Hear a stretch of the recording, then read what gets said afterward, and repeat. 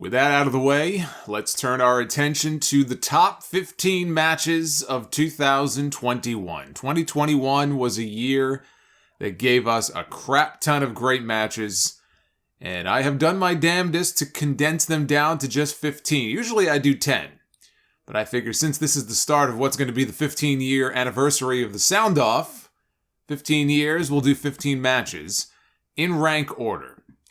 Even with all the muck that WWE slung at us on its TV shows last year, and with this being a pretty cold year for New Japan, there were excellent matches in both companies, and AEW had an incredible year when it came to its in-ring product. Last year, my WWE main roster match of the year was Sasha Banks against Bayley at Hell in a Cell. That ranked number 5 on my list overall.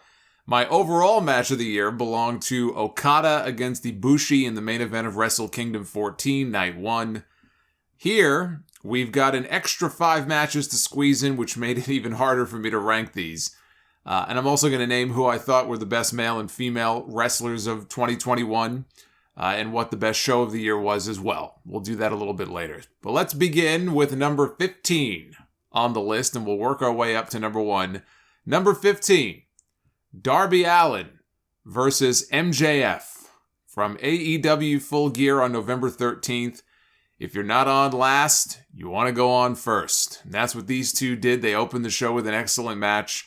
One of the best opening matches I've seen in a very long time on a pay-per-view. Two of the young pillars of the company. MJF vowed coming in that he would win with a headlock takeover. And that's exactly what he did. He just had a little help in getting there. When the referee was distracted, putting the Dynamite Diamond ring on his finger and clobbering Darby with it and then taking him over for the pin.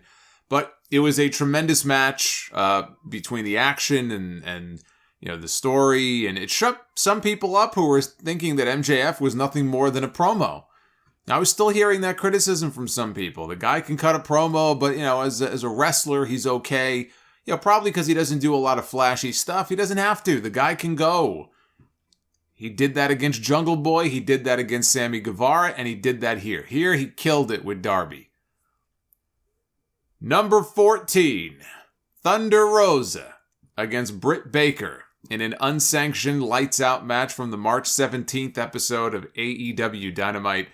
The greatest women's match in AEW history. And that is coming from somebody who thinks these hardcore type matches are very hit or miss.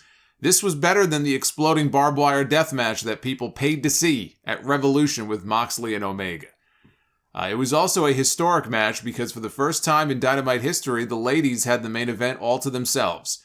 And I thought they knocked it out of the park. This is a match that if you saw it, you remember that image of Britt Baker, her face covered in blood, Rosa not letting up, biting away at the cut on her head, Baker being powerbombed onto the thumbtacks, still kicking out, and Rosa finishing her off with the Fire Thunder Driver off the apron down through a table. Not only the greatest women's match in AEW history, but one of the greatest matches in Dynamite history. A bloodbath to pay off what had been a long-running feud between these two, and even in defeat, Britt Baker came out of that match a huge winner because it set her on her path to winning the women's title only a few months later. And when they come back to this match this year, and they will in the next few months come back to this match, it's going to be huge. Number 13 is the men's Money in the Bank ladder match from the Money in the Bank pay-per-view on July 18th. This was the first WWE show back in front of live fans since WrestleMania, but really the first back in front of live crowds in the post-Thunderdome era. Big E, Drew McIntyre, Seth Rollins, Kevin Owens, Matt Riddle, John Morrison, Shinsuke Nakamura, and Ricochet. Morrison was a huge crowd favorite in this match, so naturally he went on to sit in the back doing meditation poses on TV for months until they fired him because they couldn't figure out a better way to utilize somebody that the fans actually gave a damn about. But he was very over on this night. This match was a lot of fun, and it may be my favorite of all the Money in the Bank matches that they've ever done. This one may be the best, and that's out of nearly 30 of them that they've done since 2005. We had Ricochet doing amazing Ricochet things. He thrives in these types of matches. And it was Big E winning the briefcase that sealed the deal. It was a very cool moment to see him get his first, I say really big win. I know he's been Intercontinental champion before, tag team champion, but when you win Money in the Bank, you know what that means. You know what that represents for most people who will win that briefcase. You know the odds are in your favor, that you are going to go on to win the world title. They're going to put the title on you, and which is what they did. And the crowd was ecstatic to see him pick up the win. They were genuinely happy. Now, they dropped the ball on the cash-in. It should have been a big deal, and it ended up being a Raw angle that most people are going to end up forgetting about. You know, there was a story there to tell with him challenging Bobby Lashley for the belt at SummerSlam after Lashley destroyed his buddies, but they didn't take it. Had to get Goldberg in there, so they didn't do it. But it doesn't take away from how great this match was. Number 12, Sasha Banks, defending the SmackDown Women's Championship against the winner of the Women's Royal Rumble, Bianca Belair, in the main event of WrestleMania 37, Night 1, on April 10th. This was special. It was only the second ever women's main event in WrestleMania history. It was the first one to feature two women of color, which was, I know, a big deal to a lot of people, and it was part of the story of the match. The announcers mentioned it. The reality is, if WrestleMania is a one-night event, this match does not headline over Roman Reigns. And if it doesn't headline at least one of the nights, it loses, a lot of that historical significance that it had. But it did headline. It headlined Night 1, and it was a great way to close out the show. The shot of Bianca, she was starting to cry in the ring before the match even started. Sasha was fine. She was trying to keep it together, and then she looked at Bianca, and she had to look away to make sure that she didn't lose it. You could tell what this meant to them. This was real emotion. And then came the match, and they delivered. Bianca military pressing Sasha over her head while she walked up the stairs with her. That was a great visual. The braid whip late in the match, that gunshot hair whip sounded just brutal. I loved that spot when she was doing it in NXT. So for her to bust it out in the main event of WrestleMania, it was perfect. And it looked brutal too. You had this welt across Sasha's abdomen after the match. Bianca wins with the KOD, and you see her father at ringside losing his mind. Not even Michael Cole's botched call at the end where he said Sasha kicked out when she did not kick out. Not even that could ruin this. Bianca was one of the NXT success stories in 2021, at least until what they did at SummerSlam. Winning the Royal Rumble, going on to win the title of WrestleMania. The woman is a star. And if they have any sense, she'll be back at Mania again this year to get her belt back from Becky Lynch. Meanwhile, Sasha Banks moves to 0-6 in WrestleMania matches. She's got the reverse Undertaker streak going. Number 11 is one of those matches that I thought I would never see, but I'm very happy I finally did. Bryan Danielson against Minoru Suzuki. Not even on Rampage. It aired on the Rampage buy-in on YouTube, October 15th. Tony Khan would say that it wasn't about competing with WWE that night, even though WWE was airing a supersized episode of SmackDown, the last half hour of which was directly competing with AEW that night. And then they announced that the Sasha Banks-Becky Lynch main event would be airing commercial-free, which led to Tony Khan announcing the opening match on Rampage with CM Punk and Matt Sydal would also be airing commercial-free. So Tony can claim all he wants that it wasn't about competing. That's exactly what it was. And the winners were the fans. It's like I always say, competition is a good thing. And what we got here was an all-time classic. One of the benefits of this airing on YouTube, no ad breaks during the match itself. Not like you get on Dynamite and Rampage. So everybody talking about, it's on YouTube. Didn't bother me. That was the best place for it. This is when Suzuki was on his U.S. tour. He was wrestling everywhere, it seemed, including on Dynamite. But he had not stepped into a ring with Danielson since 2004. A lot had changed in those intervening 17 years. Danielson went on to become the best in the world. Suzuki got older. He turned into Murder Grandpa. So it was now or possibly never for doing this match, because once Suzuki flew back to Japan, very unlikely that AEW would ever be able to host the match themselves. Danielson maybe eventually goes over to Japan to do some stuff. maybe New Japan would do the match, but if AEW wanted it in their ring, it was now or never. And the fans treated this like a pay-per-view match. You know, you never know what you're going to get with the audience when you bring in one of the New Japan stars, if they're going to know who they are. Some people they know better than others, you know, how they're going to react to them. Are they going to get respectful applause like Yuji Nagata did, or are they going to go batshit crazy like they probably would if Okada came in, right? Or Ibushi ever walked out on TV. The people loved Suzuki, and they loved Danielson, and it made for a big fight feel. Just a fantastic 20-minute battle and a night I was very happy to be able to watch live and experience in all of its glory. I only wish I could have been in the building for it. Now we're into the top 10. And at number 10, we see our friend, Mr. Danielson, yet again. Daniel Bryan versus Edge versus Roman Reigns for the Universal Championship in the main event of WrestleMania 37, Night 2 on April 11th. Who would have thought two men who were forced into an early retirement due to injury would find their way back to the main event of WrestleMania?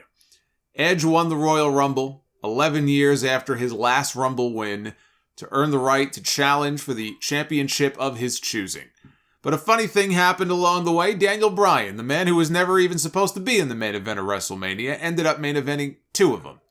And it surprised even him. He told the Asbury Park Press a few weeks ago they were doing some promotion for AEW.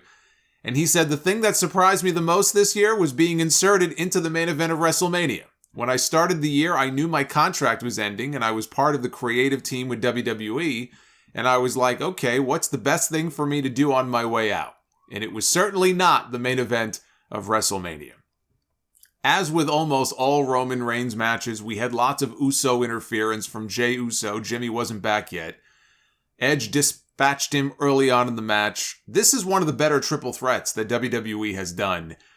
There's a few that were better than this, but not too many. There was the memorable dueling submission spot where Edge and Roman, or Edge had Roman, locked in the crossface. Bryan applied the yes-lock to Reigns, his one free arm. And then Edge and Bryan start headbutting each other to break up the holds. Edge brings in two chairs, a concerto for Bryan, but before he can deliver one to Roman, here comes Jey Uso back to the ring.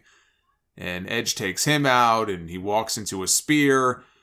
You know, Roman Reigns with the concerto, and with that, he stacks him, he pins him. That's where his t-shirt comes from.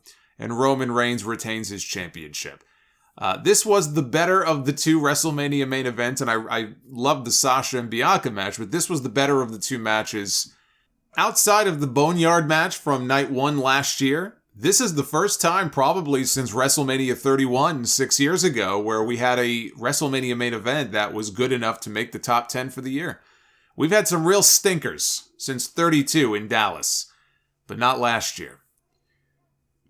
Number 9 takes us back to the very beginning of the year, and the main event of Wrestle Kingdom 15 Night 1 at the Tokyo Dome on January 4th with Tetsuya Naito defending the IWGP Heavyweight and Intercontinental titles against G1 Climax winner Kota Ibushi. It was a lot safer than the last match these two had before this. At least nobody almost broke their neck here. It was time. It was time for Ibushi to have his moment. He had a look of bewilderment on his face after Naito kicked out of that second Kamigoye. But a third one finished off Naito and gave Ibushi the double gold. Ibushi did a hell of a sell job. He was acting like he didn't even know he had won the match. He even went to try for another cover on Naito. And Red Shoes had to tell him, no, it's over. You won. You're the champion. So Ibushi gets his crowning moment. He didn't hold those titles for very long before they unified them to create a new title. And then a month after that, he lost it to Will Ospreay. He was just plagued by injury issues. Ibushi was in 2021. Despite this win, this was not a great year for Kota Ibushi. So hopefully he'll have better luck this year. Speaking of Will Ospreay, that takes us to match number 8. Also, from the first night of Wrestle Kingdom 15 at the Tokyo Dome, Will Ospreay against Kazuchika Okada, two men who were both members of Chaos. They met months earlier in the G1 Climax with Ospreay turning heel, leaving Chaos, forming his own group called the Empire. So this was personal. coming into this one. This was even better than the main event. We got Big Match Okada here. It had been a year since he connected with one of his Rainmaker clotheslines. He was using his shitty money clip submission. I hate that move. So it was a nice payoff seeing him hit the one Rainmaker is all it took to win this match. 35 minutes of excellence from these two men. Okada loves those long matches. Sometimes they're longer than they have to be. But this was just perfect. Two of the best in the world, with Ospreay getting his first big main event style match at the Tokyo Dome. And Okada delivering in that building like he always does. Number 7 is Roman Reigns against Daniel Bryan on the April 30th episode of SmackDown for the Universal Championship. The stipulation coming in was that if Bryan failed to win, he would be banished from SmackDown. His contract was legitimately up at midnight later on that same night. It turned out to be Bryan's final match in WWE, and he went out with a bang. Not with a win, but with a match that was even better than the triple threat at WrestleMania a few weeks earlier. They went nearly half an hour through 3 commercial breaks. This was the first of what would be several long television matches for Bryan last year, most of which happened outside of WWE. They really made this match feel like a big deal, with the cut-ins throughout the night, various people offering their predictions for who would win: Rollins, Cesaro, The Miz, Nakamura. This was also the night that Roman Reigns finally debuted his new entrance music. And I thought it was weird that they waited a few extra weeks after WrestleMania to debut it. It took a little getting used to after hearing that Shield theme for, almost a decade. Now I love it. I think it suits him perfectly. It gives his entrance a very cinematic feel. For years, people clamored for Roman Reigns to change it up. New gear, new music, new moves, new everything. We finally got it with this heel run. There was no Edge interference. There was no run-in by Jey Uso. No distraction from Paul Heyman to cost Bryan the match. It was a surprisingly clean win for Roman Reigns, although I guess it shouldn't be surprising given that he was on his way out. Roman put him out with the guillotine, and then after the match, set up for a concerto, which is where I figured Edge would show up, but it was Cesaro instead, since he was the one wrestling Roman at the next pay-per-view. Jey Uso ran out. They tied Cesaro in the ropes, made him watch. They made him watch, while Roman gave Bryan a concerto as a going-away present. This was the best WWE match all year on free TV. I went back and forth between this one and the second match between Edge and Rollins on SmackDown from Madison Square Garden in September. I think this was slightly better, and I decided to condense the Rollins and the Edge stuff into one entry, which is actually next on my list, coming in at number 6. Edge against Seth Rollins. They had an incredible trilogy in 2021 that culminated in the best match of the series, which took place inside Hell in a Cell at their Crown Jewel pay-per-view in Saudi Arabia on October 21st. The best of all the Saudi shows they've done since 2018. That Crown Jewel show is actually a hell of a lot better than I expected it to be. Their matches got progressively better. Edge and Rollins, they first tied up at SummerSlam. Things got off to a slow start, but then it picked up. It got really good. It ended up being the best match on that show. A few weeks later, the match at MSG, that one was even better. And they did an injury angle with Edge to take him off TV.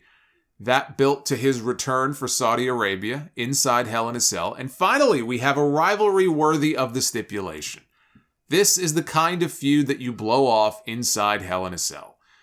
It was also the 50th Cell match in history. It did not disappoint. One of the coolest looking table bumps that I've ever seen. And I know there's Mick Foley flying off the top of the Cell. That can never be topped. But Rollins went up top. Edge shoved him off and into the side of the cage. And Rollins bounced off the side panel and he crashed down through a table below. In the end, Edge finished Rollins off with his own curb stomp. And yes, it doesn't make much sense that Rollins is the one who just challenged last night for the WWE Championship and not Edge, who won the match. But that little detail aside, it was a fitting finale, I thought, to this trilogy. It was the best Hell in a Cell match since Sasha and Becky 2 years ago. Now we get into the top 5. I have, for my number 5 match of the year, Will Ospreay against Shingo Takagi from New Japan's Wrestling Dontaku Night 2 on May 4th. A 45-minute classic that Kevin Kelly called the best wrestling match that he has ever called. And I want you to think for a second about the ground that covers. As many years as Kevin Kelly has been calling big-time main event matches in New Japan Pro Wrestling, think of the ground that covers, that he calls this one the best match that he has ever called. He says, "We're prisoners of the moment. I've called Omega and Okada. I've called Tanahashi and Okada. I've called Jay and Ibushi, but this is the best wrestling match that I have ever called." That is high praise. 2 years ago, I had Ospreay against Shingo as my match of the year in 2019. That was the finals of the Best of the Super Juniors. Even as recently as March, less than 2 months before this, these two hooked up in the finals of the New Japan Cup, and they had another fantastic match with Ospreay going over. This time, it was Ospreay's first defense of the championship that he won from Kota Ibushi. For the first, I'd say 20 or 25 minutes, they were having a really good match. Nothing any more or less, epic than any of their other matches. Until Shingo hit the Made in Japan through 2 tables at ringside. And then things kicked into a completely different gear. And it turned into a clinic of hard strikes, counters, and just 2 men pulling everything out that they could muster to try to finish off the other. It's a shame that Ospreay suffered that neck injury here and he was forced to vacate the title a few weeks later. But when these two are in the ring together, it's magic. And who knows, we may get it again this week at Wrestle Kingdom. We'll see. It could very well happen on night 2. But I have this as my number 5 match of the year. Number 4, Bryan Danielson against Hangman Adam Page for the AEW World Championship from the Winter is Coming episode of Dynamite on December 15th. On the stream that night when the show was over, I said we had ourselves a late contender for match of the year. It was only a matter of where on the list it would rank. There were only 3 matches I thought were better than this one.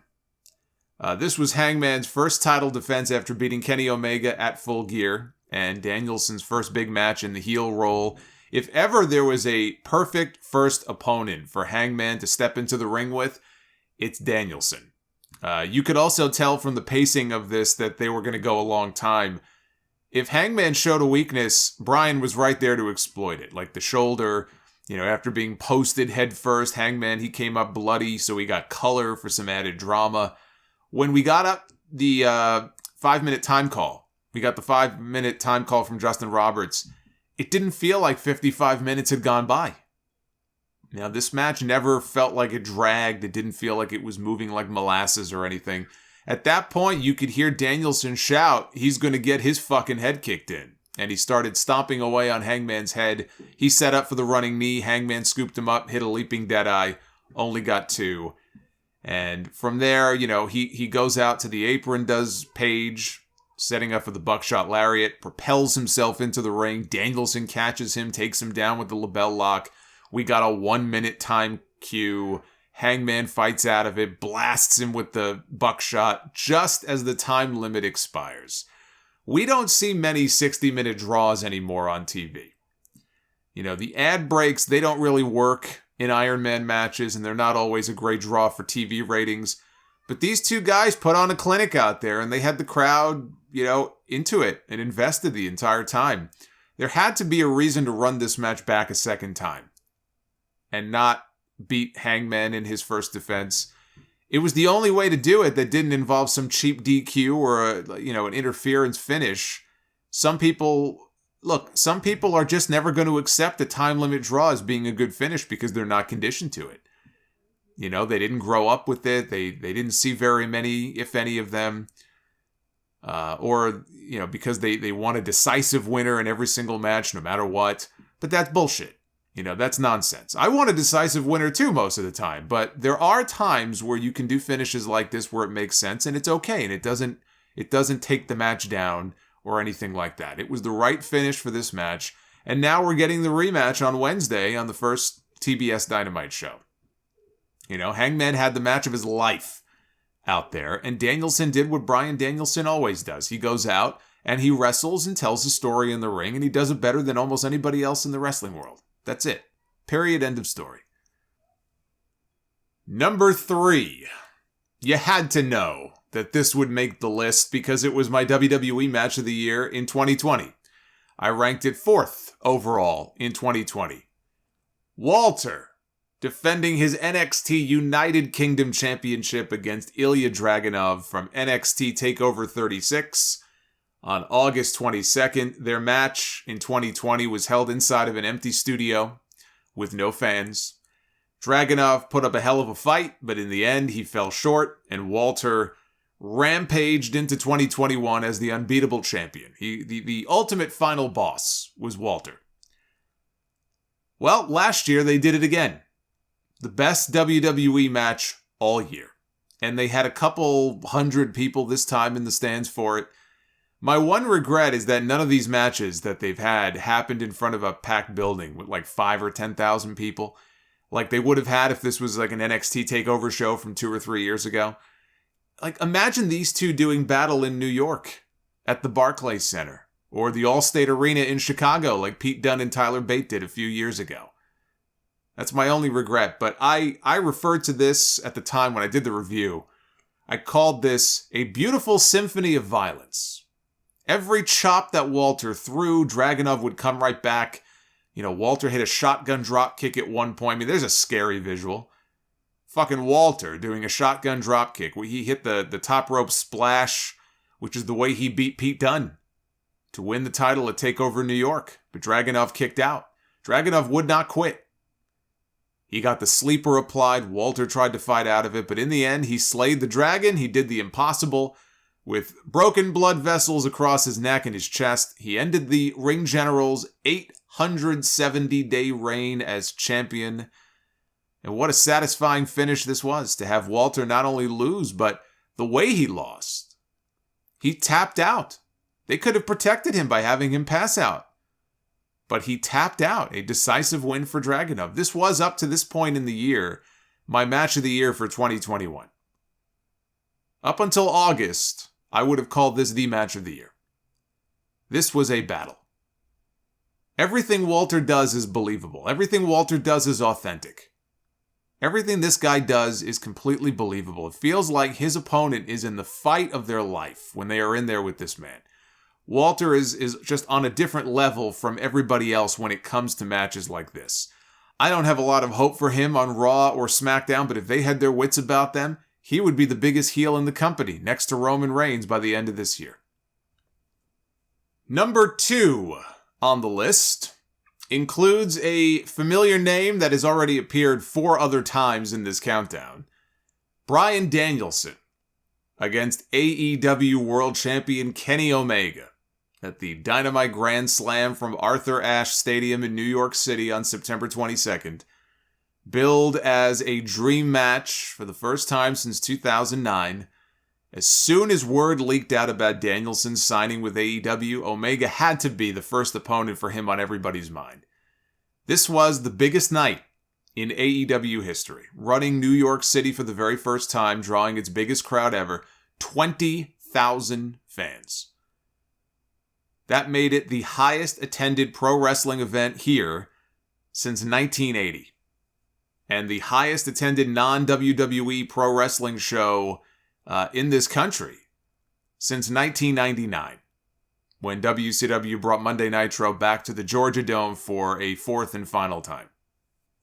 And when I say the biggest attended pro wrestling event here in New York since 1980, I'm not counting the WrestleManias in New Jersey. I know WWE loves to lump New York and New Jersey together. But to the people in New York, you don't lump us together with New Jersey. New Jersey doesn't want to be lumped together with us, and we don't want to be lumped together with New Jersey. They did the same thing in the XFL. The first go-around for the XFL back in 2000. It was the New York, New Jersey Hitmen. I don't know, something about Vince McMahon. He loves to just merge the two states together. It was Danielson's first match in an AEW ring. I had friends who stopped watching WWE years ago telling me that they were watching this match. And it was their first time checking out AEW. There were two things that got them to tune into AEW. CM Punk's return in August, and this match. This was special. The two of them wrestled to a 30-minute draw. The crowd was molten hot for it, through and through. It left the door open, the finish did, for a rematch for the championship that we still haven't gotten.